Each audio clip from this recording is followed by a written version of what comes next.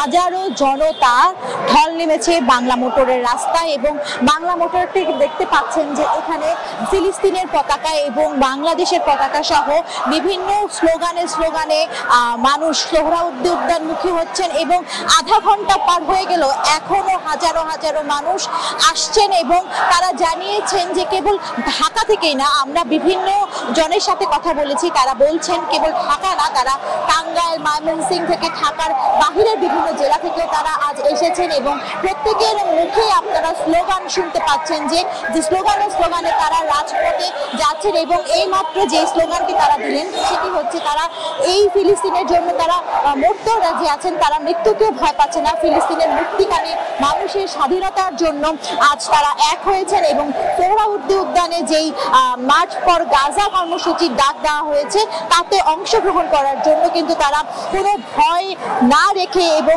এই অন্যায়ের প্রতিবাদ জানাতে তারা চলে এসেছেন দূর দূরান্ত থেকে। আপনারা দেখছেন যে এখনো বড় ধরনের একটি মিছিল এগিয়ে যাচ্ছে বাংলা মোটরে। তারা এখানে আর কি জানাতে চাচ্ছেন যে কিভাবে তারা এসেছেন, কোথা থেকে এসেছেন। অনেকের সাথে কথা হয়েছে, তারা বলছেন যে তারা এসেছেন ঢাকার বাহির থেকে, অদূর থেকে, অনেকে এসেছেন টাঙ্গাইল থেকে, ময়মনসিংহ থেকে, রংপুর থেকে অনেককে আসতে দেখেছি এবং আমরা দেখেছি কেবল পুরুষ না, নারীদেরকেও আমরা দেখেছি আসতে। যে আমরা এখন কথা বলবো একজন নারীকে দেখছি, তার শিশু সহ আসছেন। আপা জানাবেন যে আপনারা আজ এখানে কেন জমায়েত? আজকে জড়ো হওয়ার একটাই মূল উদ্দেশ্য আমার ছোট ছোট বাচ্চা আছে, যেভাবে ওরা বাচ্চাদের ক্ষতি করতেছে, মা বোনদের ক্ষতি করতেছে, এটা আসলে আমরা কখনো কাম্য করিনি। ইসরায়েলের মতো হায়নার কুত্তার বাচ্চার দলেদের যাতে এই দেশ, সব দেশ থেকে বিতাড়িত করা হোক, ওদের পণ্য বয়কট করা হোক। আমাদের আল্লাহর কাছে একটাই চাও, আজকে এই পথে নামা। আল্লাহ জানি আমাদের ফরিয়াদ দোয়া সবই কবুল করে। আমরা যেটা চাই, মূল লক্ষ্য আমাদের মা বোনরা সঠিকভাবে থাকুক, ইসরায়েলের পণ্য বয়কট করা হোক। আপনার শিশুকেও নিয়ে আসছেন, আপনার শিশুর সাথে আমরা একটু কথা বলতে চাই। যে ছোটমুটি তুমি এখানে কেন আজকে এসেছো, কেন তোমার হাতে কিসের পতাকা? একটু ফিলিস্তিনের পতাকা। আজকে কেন এসেছো? তুমি কি দেখেছো ফিলিস্তিনে কিভাবে ছোট ছোট শিশুদেরকে মেরে ফেলা হচ্ছে? হ্যাঁ। তা দেখে কেমন লাগে? অনেক কষ্ট লাগে। তাহলে আজকে এখানে কেন এসেছো? মিছিল করতে। আপনারাও তো দেখেন যে বিভিন্ন সময় শিশুদেরকে আমরা নির্বিচারে মারা যেতে দেখছি ফিলিস্তিনে, তা দেখে কেমন? জি, তা দেখে কেমন লাগে? এত খুবই কষ্ট লাগে, খুবই কষ্ট লাগে। আমারও ছোট বাচ্চা আছে। আজকে যদি আমি ফিলিস্তিনে জন্মগ্রহণ করতাম, এর বিনিময়ে আমি কি পেতাম, আমি সেটাই চিন্তা করতেছি। আমার সাথে তো এটা হতে পারতো। এটা মানে মুখে বলার মতো কোনো ভাষা নেই। ওরা যা করতেছে, আল্লাহ তো আমাদের অনেক ভালো রাখছে, তাই না? আমরা খেতে পারতেছি, ভালোভাবে বাস করতে পারতেছি, সন্তানদের নিয়ে একসাথে থাকতে পারতেছি। ওদের অবস্থাটা কি? কারো বাবা নেই, কারো বাচ্চা নেই, মানে কি যে একটা অবস্থা, এটা মানে আমার মুখের কথা দিয়ে বোঝাতে পারবো না আমি। সেটাই মানে ভাষাবিহীন। ওরা যা করতেছে খুবই খারাপ, নম্রদের বাচ্চারা খুবই খারাপ করতেছে। আল্লাহর কাছে একটাই চাওয়া, ওদের বিচার আল্লাহ উত্তরোত্তর করুক। ধন্যবাদ আপনাকে। শুনছিলেন যে দূর দূরান্ত থেকে শিশু সহ পরিবার আসছে ফিলিস্তিনের জনগণের, মুক্তিকামী জনগণের স্বাধীনতার জন্য। আমরা দেখছি যে হাজারো হাজারো মানুষের ঢল নেমে এসেছে রাস্তায় এবং রাস্তায় সকলের হাতে ফিলিস্তিনের পতাকা, তারা পতাকা উড়াচ্ছেন। অদূর ফিলিস্তিন থেকে বাংলাদেশ, দূরত্বটা কিন্তু অদূর হলেও তাদের প্রতি যে সমর্থন বাংলাদেশিদের, তার দৃষ্টান্ত আসলে ভাষায় পরিণত করা যায় না। পৃথিবীর অন্য প্রান্তেও হচ্ছে যে মানুষের উপর নির্বিচারে গণহত্যা, সেই গণহত্যা মেনে নিতে না পেরে কিন্তু আজ এই হাজারো জনগণ আজ জড়ো হয়েছে এবং হাজারো জনগণ আজ এখানে জমায়েত হয়েছে কেবলমাত্র ইসরায়েলের প্রতিবাদ স্বরূপ। ইসরায়েলের গণহত্যা যেন, ফিলিস্তিনের উপর নির্বিচারে যে নির্মম গণহত্যা চালাচ্ছে, সেই গণহত্যা যেন বন্ধ হোক। যে যুদ্ধ দীর্ঘ বছর ধরে চলতেই আছে, সেই দীর্ঘ বছরের যুদ্ধের অবসান হোক। ফিলিস্তিনিরা যেন তাদের নিজের ভূখণ্ডে স্বাধীনভাবে শান্তিতে থাকতে পারে এবং সেই সাথে তাদের যে ছোট ছোট শিশু থেকে নির্বিচারে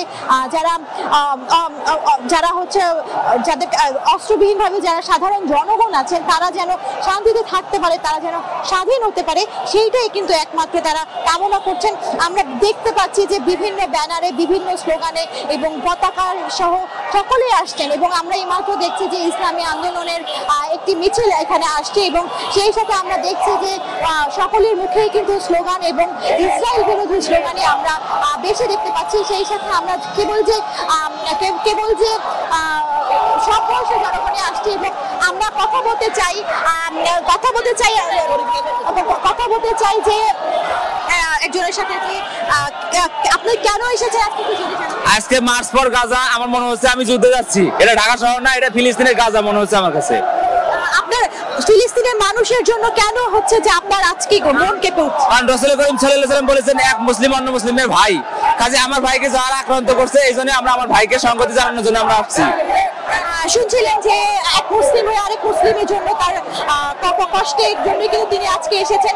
আমরা বিশ্ব মুসলিম আমরা হুঙ্কার দিয়ে বলতে চাই, তারা যদি আগ্রাসন না থামায়, আমরা সব বিশ্ব মুসলিম এক হয়ে এই অন্যায়ের প্রতিবাদে আমরা রাজপথে নেমেছি। আমরা দরকার হলে যদি সরকার আমাদের ব্যবস্থা করে দেয় যুদ্ধে যাওয়ার, আমরা ইনশাআল্লাহ যুদ্ধে যাওয়ার জন্য প্রস্তুত আছি। শুনছিলেন দর্শক যে যুদ্ধে যাওয়ার জন্য তারা প্রস্তুত আছেন, যেখানে সুদূরে ফিলিস্তিনি দেশের জন্য বাংলাদেশের মানুষের হাহাকার চলছে এবং সেই সাথে আপনারা দেখছেন যে এখনো প্রতিবাদী যে সমাবেশ এবং এখনো মিছিল কিন্তু শেষ হয়নি। বেলা 1:30 থেকে আমরা এখানে অবস্থান করছি। সেই বেলা 1:30 থেকে আমরা আরেকজনের সাথে কথা বলতে চাই। আপনাকে আমরা দেখছি, আপনি কোথা থেকে এসেছেন? আমি আসছি মিরপুর থেকে। আপনারা আজকে এখানে কেন জমায়েত? আমরা ইসলামের জয় চাই, ফিলিস্তিনদের জয় চাই, ইসরায়েলের বয়কট করতে হবে। কোন ইসরায়েল চাই না, আমরা শুধু চাই ইসলাম। আমরা ইসলাম চাই। ইসরায়েলের পণ্য বাংলাদেশ থেকে আমরা বয়কট করতে চাই। কোন ইসরায়েলের পণ্য বাংলাদেশের যেন চলবে না। ডাইরেক্ট কথা, কোন ইসরায়েলের পণ্য বাংলাদেশে চলবে না। শুনছিলেন যে ফিলিস্তিনের উপর যে ইসরায়েলি আগ্রাসন, সেই আগ্রাসনের বিরুদ্ধে প্রতিবাদ জানাতে যারা যে জনগণ আজ এই রাজপথে জড়ো হয়েছেন তাদের একটাই আশা। তারা বলছেন যে ইসরায়েলের পণ্য বয়কট করার মাধ্যমে কিন্তু তারা এই প্রতিবাদ কর্মসূচি জানাতে পারবেন। এবং সেই সাথে আমরা আরো একজনের সাথে কথা বলতে চাই যে আপনি আজকে দেখছেন যে বাংলাদেশের পতাকায়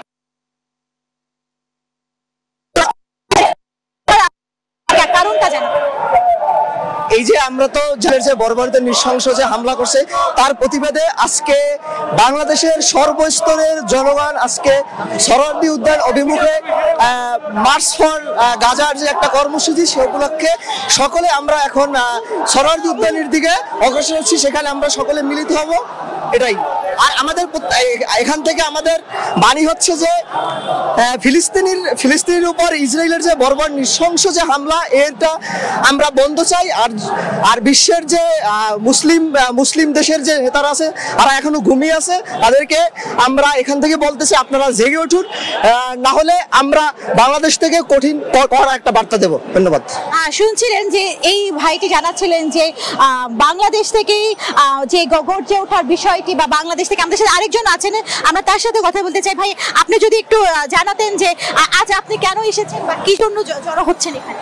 আসলে আমি ডোনাল্ড ট্রাম্পের উদ্দেশ্যে একটা বার্তা দিতে চাই। সেটা হচ্ছে যে দেখেন, তারা মানবতার বিষয় নিয়ে সবসময় সচেতন থাকে, কিন্তু এভাবে যদি চলতে থাকে তাহলে একটা সময় মুসলিম বিশ্বে যে 200 কোটি মুসলমান আছে তাদের কাঠগড়ায় ডোনাল্ড ট্রাম্প নেতানিয়াহুকে একদিন দাঁড় হতে হবে। যদি এটা বন্ধ না হয়, এই সচেতনতা না হয়, তাহলে ডোনাল্ড ট্রাম্পকে একদিন 200 কোটি মুসলিমের দরবারে একদিন ডোনাল্ড ট্রাম্পকে দাঁড় করাতেই হবে। তো এই বার্তাটা আমার ছিল। ধন্যবাদ আপনাকে। শুনছিলেন ভাইটি বলছিলেন এই আজকের এই পরিস্থিতির জন্য বা ফিলিস্তিনের এই পরিস্থিতির জন্য যারা দায়ী তাদেরকে একদিন না একদিন আইনের কাঠগড়ায় দাঁড়াতেই হবে এবং এই যে একটি আগ্রাসন গণহত্যা চালাচ্ছে তার জন্য তাদেরকে একদিন না একদিন শাস্তি পেতেই হবে বলে তারা বারবার জানাচ্ছেন। আমরা দেখতে পাচ্ছি আরো অনেকেই আসছেন এবং আমরা তাদের সাথে কথা বলতে চাই। ভাই, আপনি কোথা থেকে এসেছেন? আমি এসেছি গাজীপুর টঙ্গী থেকে। এত দূর থেকে আজকে এসেছেন, এর কারণ কি? আসলে কারণ হচ্ছে গাজায় যে গণহত্যা হচ্ছে এটা আসলে ভাষায় প্রকাশ করার মতো না। এই গণহত্যার বিরুদ্ধে ফিলিস্তিনি মা বোনদের পক্ষে আমরা কথা বলার জন্য আমরা স্ট্যান্ডটা নিয়ে দাঁড়িয়েছি যে আমরা আলাকসাকে, আমরা ফিলিস্তিনকে একা ছেড়ে দিতে চাই না। আমরা গাজাবাসীর পাশে আছি, ফিলিস্তিনকে আমরা কখনোই ভুলে যাব না। হয়তো আমরা যেতে পারছি না ফিলিস্তিনে, আমাদের সক্ষমতা থাকলে আমরা আলাকসায় যেতাম। আমরা গাজাবাসীর পক্ষে দাঁড়াতে চাই।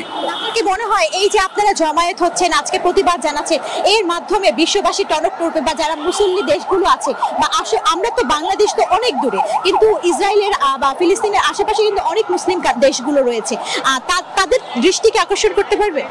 আমি মনে করি ফিলিস্তিনের আশেপাশে যে মুসলিম দেশগুলো রয়েছে এটা দেখে বিশ্ব বিবেকে নাড়া দিবে। তারাও বুঝতে পারবে এত দূরের একটি ছোট্ট দেশ বাংলাদেশ হয়েও তারা যদি ফিলিস্তিনের পক্ষে সজাগ হতে পারে, বাংলাদেশের লাখো কোটি মানুষ যদি সজাগ হতে পারে, তাহলে একই জাতিগোষ্ঠী আরবের জাতীয়তাবাদ ধারণ করে তারা কেন পারবে না ফিলিস্তিনের পাশে দাঁড়াতে।